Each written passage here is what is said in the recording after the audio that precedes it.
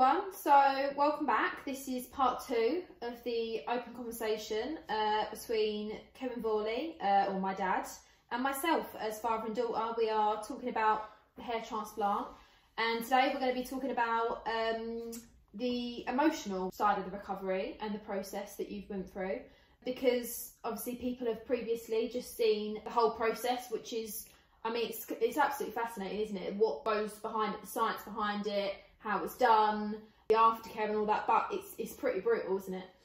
I don't think with all the research you have, you don't expect what you're going to get. As I said, the care was impeccable. The transplant team were amazing. I can't complain about any of it. It was brilliant. It was what I expected, what I've been told about. So it lived up to its expectations. I think the bit you don't see in any pictures, the bit you don't see and people don't talk about, and this is the taboo of it all, it's why we're doing these posts, is the emotional side, the impact it has on you emotionally, the impact it has on you physically, the recovery of it. And I think that's so important to talk about, because this is what everybody going through any form of transplant or treatment of any kind has to go through. Or even considering it. It's so important to see the side of it, it's so isn't important, it? yeah, exactly. Right, Dad, so take me back there. 5+ years of considering hair transplant. Yep. You decided to go for it, you booked it, you told us how you found it all. How did you feel heading out there? Because you went by yourself, didn't you?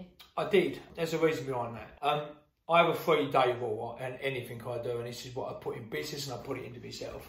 I have a day I've talked myself into something, a day I talked myself out of something, and then the third day is my gut feeling.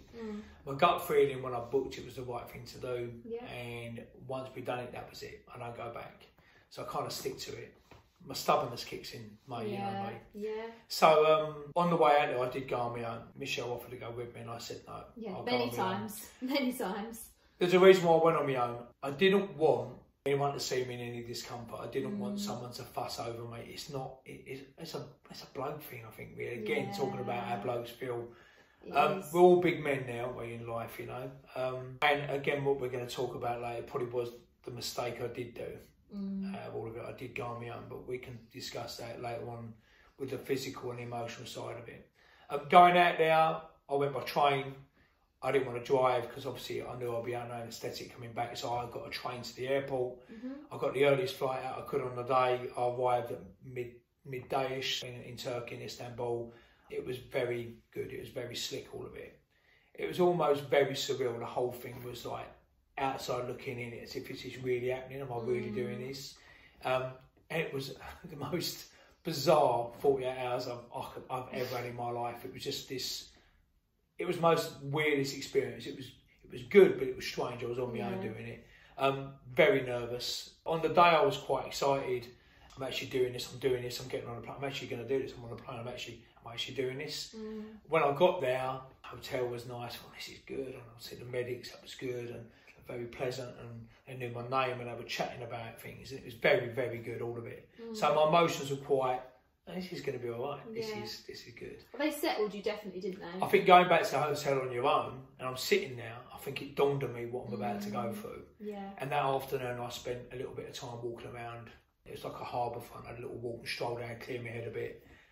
The nerves really kicked in that evening, I think. And I think when you realise what's actually going to happen the next day. So emotionally, highs, lows, excitement. Then you go through worry. Then I'm calling you guys and chatting.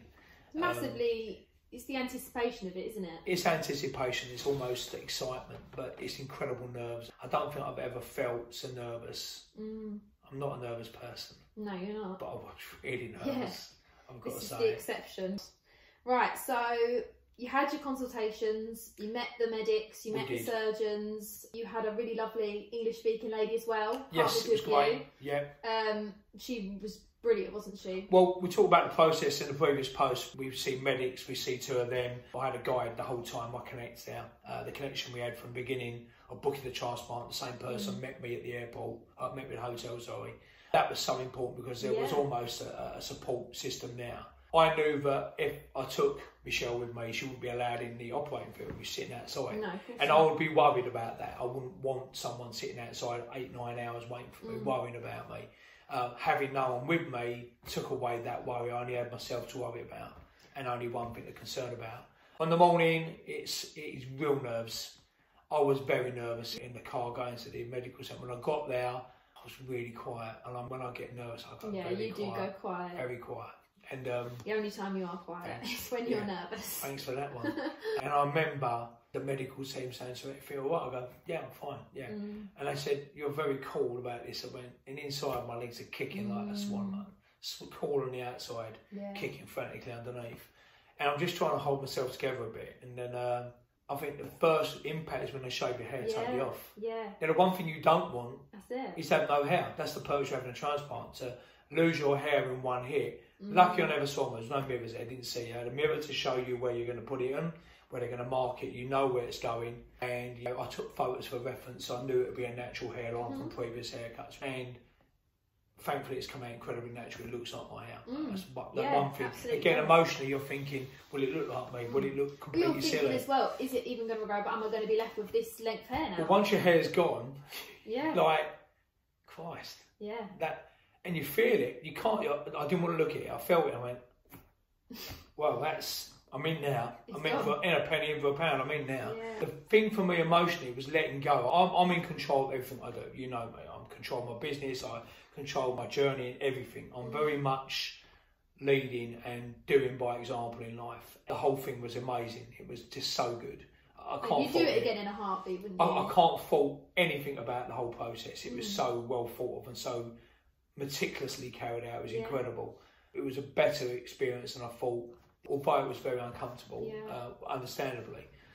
But to let go was the first big emotional thing, and you have to trust. And that's incredibly impacting mentally, because your mind's going 400 miles an hour going, what if I get the line wrong? But what if I can't see them? And what if they're not doing it right? And who's doing it? And you know, so I've got to say you're on edge, you're not relaxed, and that's not a nice feeling. No. But that's the emotional side. Physically, it's exhausting. It was a long process.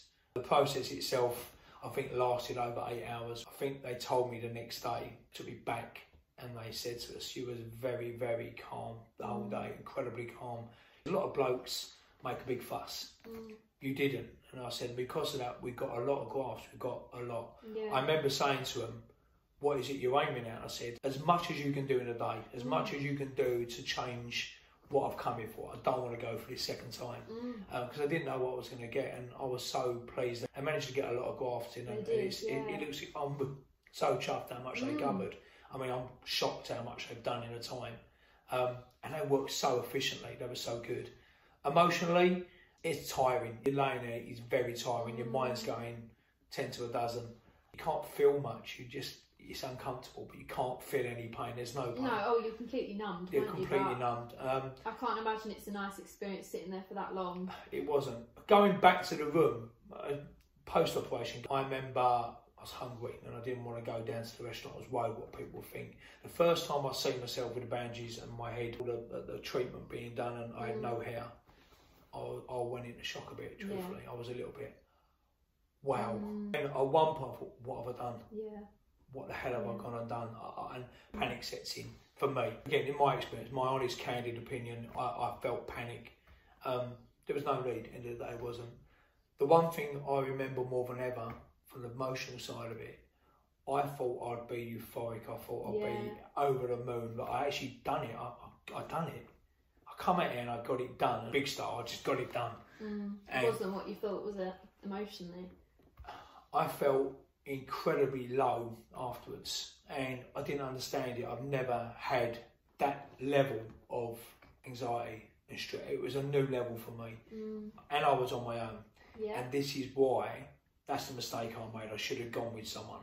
Someone could have sat and talked to me. Someone could have reassured me. Someone could have gone down and got food for me. I didn't want to leave the room. It was early evening. I remember I didn't sleep at all that night, and I was worried. And I had intrusive thoughts. I had thoughts of, it's awful. The actual afterwards, I felt absolutely so low, and I never understood why. Speaking to you was interesting. You've been through a lot of operations personally, and you're going through them there, my lovely. But you told me that anaesthetic has that impact on you. It can do, yeah. And I never knew that. The one thing I never knew, and this is why it's important to talk about it, I've never had anaesthetic. I've had wisdom teeth out. That's it. I've never had anaesthetic, and you are loaded with anaesthetic because it's a big process, so you don't feel pain. And even afterwards, I had no pain. It was bizarre. I was expecting to really hurt. I had no pain. They'd done such a good job. But I think the anaesthetic affected my emotions. And I felt low. And I was annoyed because I thought I would be high. I'd be buzzing. Yeah. When I talked to you guys on FaceTime out there a couple of hours afterwards, I didn't want to talk to you. No, you didn't. It was really hard. I tried to put a smile. I'm all right, I'm fine. My head's going, I don't want to talk to anyone at the moment. I mean, if someone was with me, it would have been a different story. So the mistake I made was that I should have gone with someone. So if you are going to do it, take a friend, take a partner, take someone with you. Because it's not during the operation, it's afterwards. You need a bit of TLC, a bit of reassurance. Yeah, you do. And I missed that. I felt quite low. And it only lasted to the morning. The morning I was fine. So, obviously, following that, you just wanted to get home, didn't you? You were so eager to get home. Yeah. And then you went back the next day. Next morning, you're picked up at the hotel, you check out, you have your breakfast, your representative meets you, go to the hospital, they meet you there. They check everything, make sure everything, the padding's good, they take the padding off. They clean, they do the first clean, they clean the hair, they clean the head. It's quite uncomfortable, but you have to do the first one. They then put a hairband on, the hairband stops any swelling, any anaesthetic coming down your face. You don't want your face swelling. I had very little swelling. I was very lucky. Especially when I flew home as well, I thought I'd get swelling upwards. I didn't get any really. I mean, compared to some people who gets a lot of swelling, I didn't get anything. So physically, I got through it very well. Coming home, I was really nervous. I was nervous how people would react. Were you nervous for us to see you? Yeah. You were?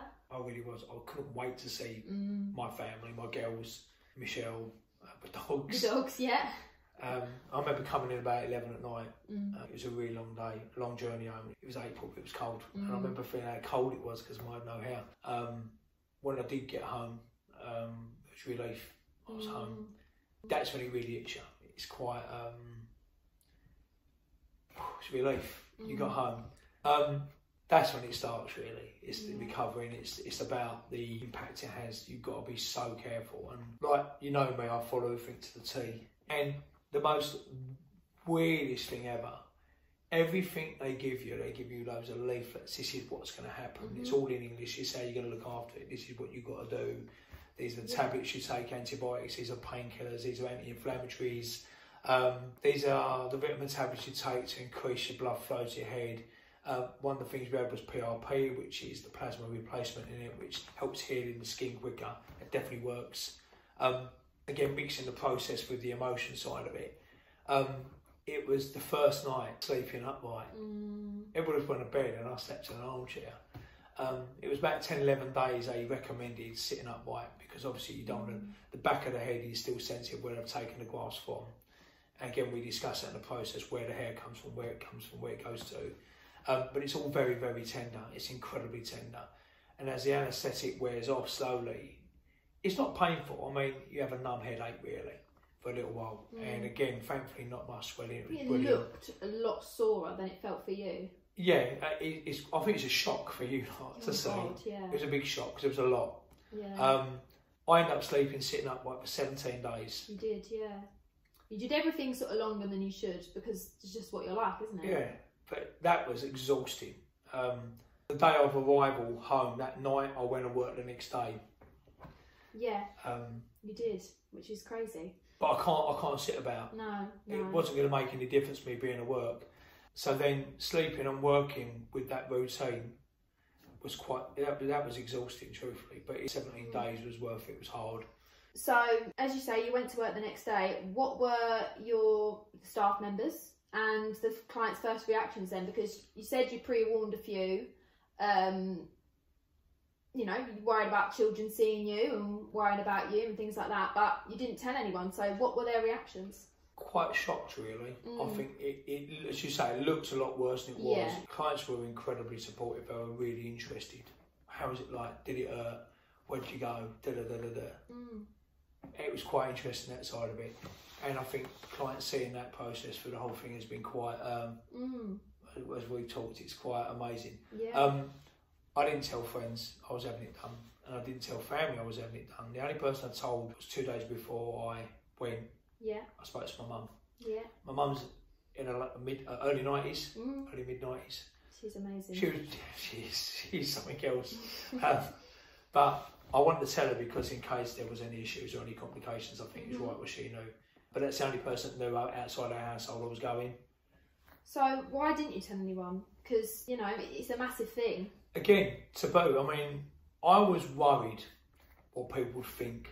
I was worried that people would talk me out of it. I was worried that people go, well, why'd you do that for? Yeah. What was that, vanity, or is it, how much did that cost you? And, why would you do that then? And it kind of paranoid what people would think.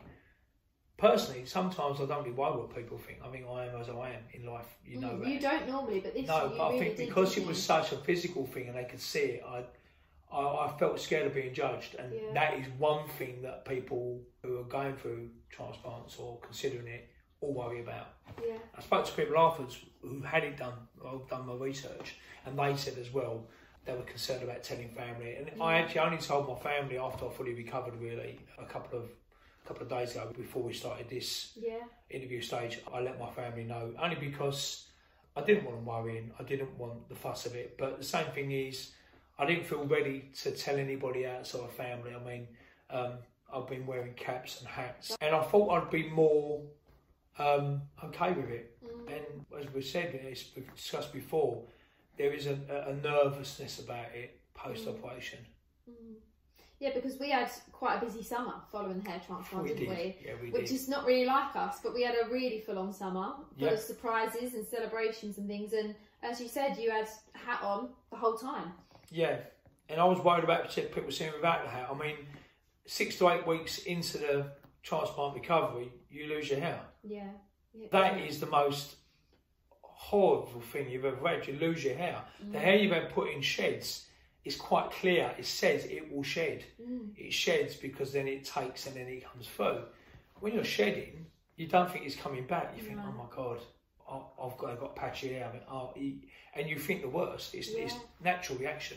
All through this period, we had events going on, didn't we, as a family, and that was quite difficult. During the whole post and pre, I dropped to alcohol totally. You did, yeah, for a long time. I dropped alcohol for at least 15, 16 weeks post, and then a week or so before, because having alcohol in it can obviously affect the blood quality of your recovery as well.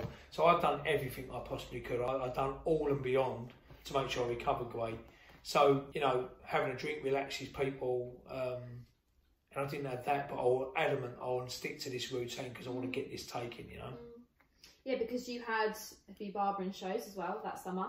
I did. We had my engagement party as well. So all things where, you know, people would want to know, wouldn't they? People that would be so supportive, but you didn't feel... Because you feel guilty if you take it off, it will shock them, and the reaction could be, oh my God, what have you... And it wouldn't be the reaction you need. You need support at that point. Yeah. And so you can't demand support or you can't acquire support naturally.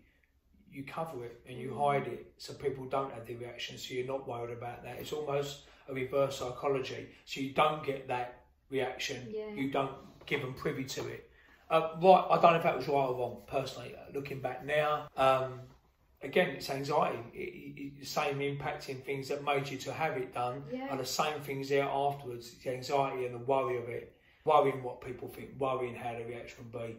In fact, most of it is unnecessary because most people are supportive. Everyone I've met's been supportive and they've been pleasant and kind and, you know, I needn't worry about it, in truth. Again, talking about this may help impact other people. Yeah. So, because you didn't, as you said, tell family and friends until fairly recently, really, as it's looking amazing as it is now, it was really the clients, wasn't it? So every month or so they'd come in, and I mean, I'm now back to working with you, receptionist. Reception. And all I hear is, "Oh, it's looking amazing, Kev. It's looking really good." So that must have been nice to have had that. I think it builds confidence back in yourself, and it re-endorses why you had it done, to make you feel good, to make you look better. I've actually got a hairline. I've got hair again. I feel much better, and I can't wait to have my first haircut. I'll wait till Christmas, have a proper haircut. It takes up to 52 weeks to a year and a half to really settle down. So, you know, we're on the way now, thankfully. So, although you didn't tell the friends and family because you were worried, the response when you did tell people, like the clients, was amazing. So, yeah, really, in hindsight, I can see from the outside looking in, it was alright to tell people, you know. Yeah. People had out opinions, but the support that you received was pretty amazing, still pretty amazing. So, for someone who's looking into getting it done or worried about how people would respond, the people that did know responded really well. I think even for the reveal video we done, the first video had quite a few thousand views, and it's been quite humbling. In truth, the whole thing's been humbling. I wasn't sure, but I wanted to break the taboo. I wanted to get it out. I wanted to use the opportunity in front of me to change things, to help people make their own decisions, to make that decision for themselves. Yeah. And I wanted to share what I went through, because I'm just being honest. It's about being honest and helping people. I've always tried to use the position I'm in to help other people. That's just me as a person, you know that. Yeah, and again, none of it is sponsored, so this is all on your own back. It's from the heart, truthfully, and it's in one way for me, it's also quite therapeutic for me as a person to eventually talk about it, to eventually discuss what it's like to have a transplant. Very bizarre. Relieving, because you were really nervous for that reveal and we worked on that. But the relief when you got them comments, when you got the support. It was lovely. Especially from family as well. I mean, family found out prior to releasing the video. But the one thing, you're looking at that, it is quite, the sharing of it is a difficult thing to do. And I think by doing the videos and doing this conversation, the taboo of talking about transplant, taboo of talking about hair systems and micropigmentation and anything about enhancing or looking after yourself and make yourself feel good and look better. There's no shame in that, is there? This is the thing. No, not now. I think but again, I'm in my 50s. Yeah. And it's, again, we're talking about generation splits. That's it. Your generation, you blink at it, nothing. Yeah.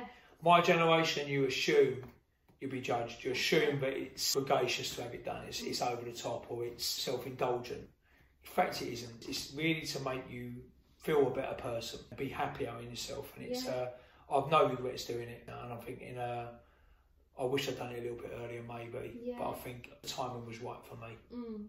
The thing is, you've got one life, and if you can't do the things that make you happy, and it goes quick. Yeah, it goes quick. Yeah. 53 years on the planet is zipped by. It don't seem 10 minutes ago. I was your age in my 20s, and living life to my fullest, like you all want to do in life. And again, looking back at wedding photos, and it's been 30 years this year, made seems like yesterday. And time flies, and you know you got to look after yourself as well. It's important that you are kind to yourself. I mean, and time's flown since you've got it done. Yes.